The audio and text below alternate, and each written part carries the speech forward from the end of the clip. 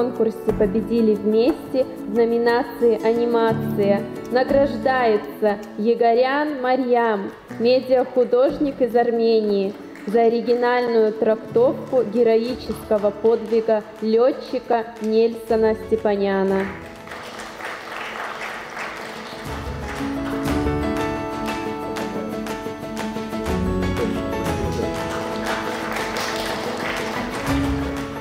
Մեզ համար սա ևս մեկ նշաձող էր, որ պետք է հաղթահարեինք և հուսամ կարողացանք պատվով դուրս գալ։ Ճիշտ է, ամբողջությամբ անիմացիոն տեսաշար է, բայց սցենարը, որը ընկած է հիմքում, ամբողջությամբ դոկումենտալ, այնպես որ չկարողացանք ներվես այս բարեգայում խուսափել դոկումենտալիզմից, որովհետև պատմությունը, որը ներկայացնում ենք, ամբողջությամբ հիմնված է իրական փաստերի վրա։ Այսինքն ցույց ենք տալիս, ներկայացնում ենք սովետական միության կրկնակի հերոս Նելսոն Ստեփանյանի կենսագրությունից վառ դրվագներից մի քանիսը եւ թե ինչպես է նա հերոսաբար զոհվում, բայց մինչեւ զոհվելը նաեւ ցույց ենք տալիս իր կերպարը, թե ինչպես էր նա կռվում, ինչպես էր արագ որոշումներ կայացնում եւ վտանգելով իր կյանքը կատարում բազում հերոսություններ։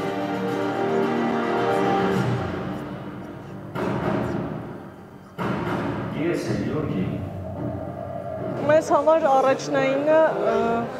ոչ թե մասնակցությունն էր ֆորումին, թեև դա իհարկե իր